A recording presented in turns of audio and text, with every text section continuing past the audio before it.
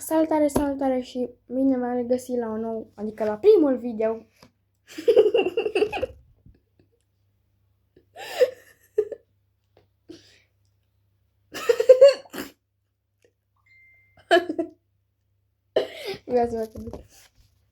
Acesta este primul videoclip de pe canalul acesta, sper să vă placă. L-am creat acum nu știu cât timp, știu când am postat pe el, n-am avut chef. Deși v-am multe filmări când am dat petarde. Acest canal este despre petarde. O să postez foarte mult pe el pentru că nu prea am multe petarde de prezentat și da. Dacă vreau să vorbim arsenalul meu pe acest Revelion, adică acest nu știu, noiembrie spre decembrie spre ianuarie, da. Nu știu, hai să începem cu cel mai slab. Nu vă arăt acum toată prima, am uitat o prindă și nu o să arăt. Prima dată avem. Unde doamne acum e?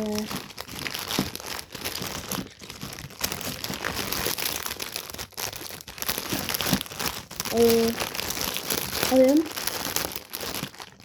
Uite din asta. Nu știu am găsit. Nu mi-sunt găsit. Avem Piccolo, Dum Bum, mic. Avem din asta. Piccolo, Dum Bum, cadran galben. Da. Se focalizează, Doamne ferește.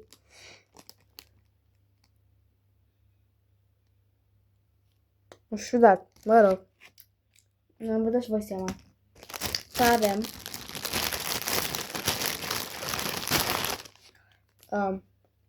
Piccolo Corsar cu 3 focuri. Catran roz. Bun. Nu știu să las pe final dacă e așa puternic sau cum ar trebui să fie, dacă e puternic sau nu, dar nu știu. Scrieți-mă voi în comentarii dacă măcar mă lasă YouTube-ul, că știu că mă gândesc că mă zic să mă lăsați în comentarii și când mă uit, eu mi-am blocat YouTube-ul comentarii, dar nu știu. Acum avem FS-urile, clasicele FS-uri. Avem acest FS, care este foarte vechi. Cred că este în 2017 sau am ceva din 2022 dacă nu mă înșel.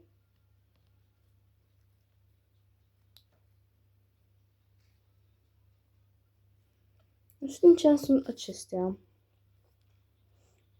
A, da, uite aici. An de fabricație. Se focalizează. Stai.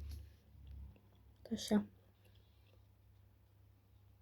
Și, mă rog. An de fabricație 2022.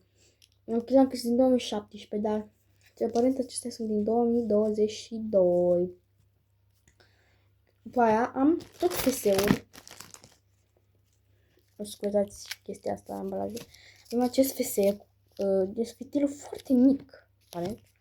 Este din 2024. Nu știu, scrie gramele, ți-mi probabil că nu am chef. Da, uite, 1.8 grame. Și asta veche are, uitați. De asta nouă are 1.8 grame, asta veche are. Am mai multe din astea vechi. Invers. Are. Nu știu câte grame are. Nu știu, nu scrie, dar trebuie să scrie. Made in China. Wow.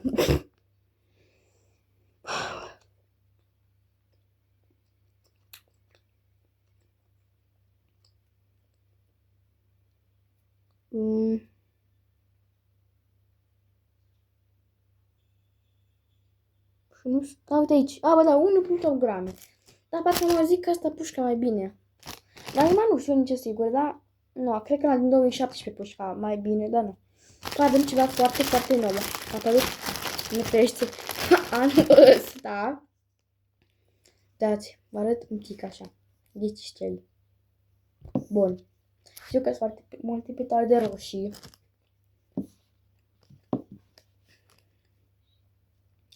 Este, nu știu că sunt multe petarde roșii, am mai văzut.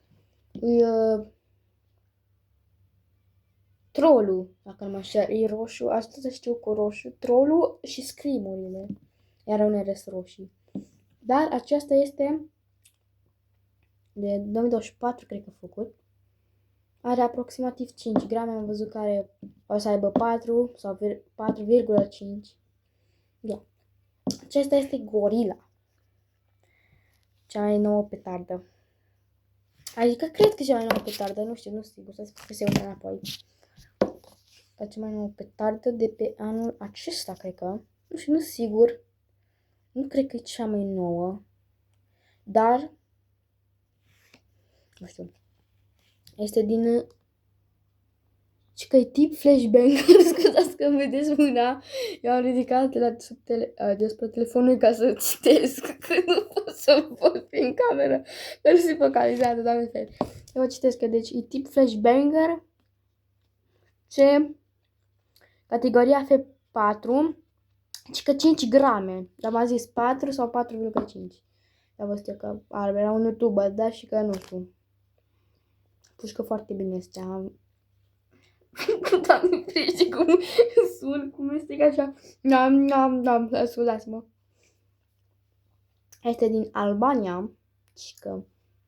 A, da, important, toate sunt aduse de la Fire Show.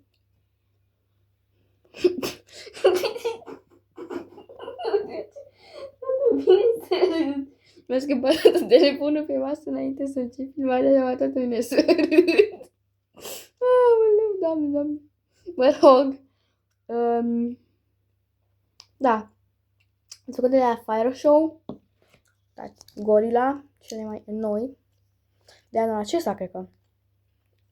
Cred că așa, am văzut o reclamă pe Temu astăzi, mă uitam pe YouTube și mă gândeam că dacă mi-aș fi comandat o gorila de pe Temu, cred că mi-a venit Glorilla în loc de gorila. Glorilla, Doamne ferește. Mă rog. Cam acesta a fost și petardele. Petardele, da. Să se ieși toată pungulița. Deci, PS-uri, picolouri, cu 3 și un foc. Unul de la Corsar, unul de la Dumbum. Ăla cu un foc de la Dumbum și altul de la Corsar.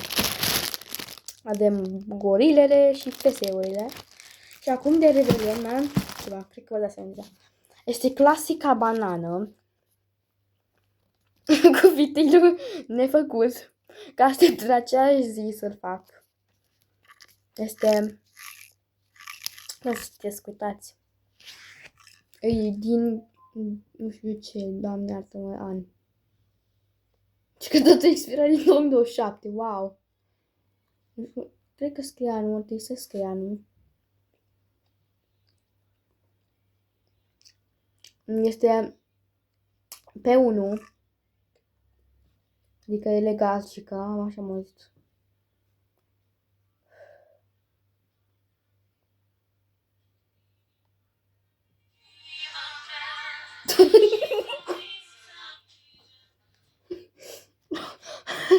Așa. Bun.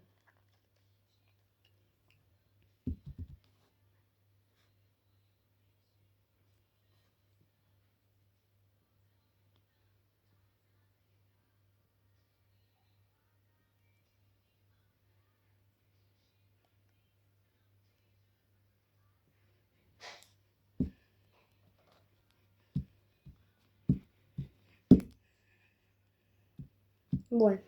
Și nu scriam anul fabricării, sunt Bapticioronga. Deci are 20 de grame. Da, wow. Are 20 de grame. Bun. Rasmelen din nou la cealaltă petarde. La Gori... Eu să mi-a sturnat telefonul. Pauză de publicitate. Bun, am revenit la Gorilla. Ce categorie e? Este categoria F4. Wow. FP4. Mă rog. Cam asta a fost și arsenalul meu de acest an. S-ar putea mâine să mai prezint, s-ar putea să mai primesc, de fapt, și să putea să fac partea a doua. Și eu mai știu că nu face parte din petarde, dar să vă arăt brighetele mele. Brichetele mele, Doamne ferește, brighedele. Prima dată avem acest căcat. Nu de la...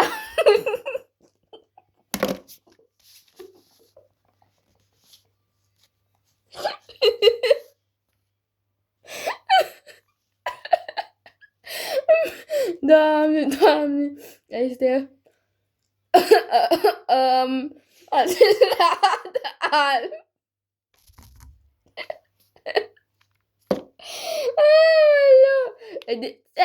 Doamne, Doamne, Doamne, nu pot să cred așa de bine. Wow.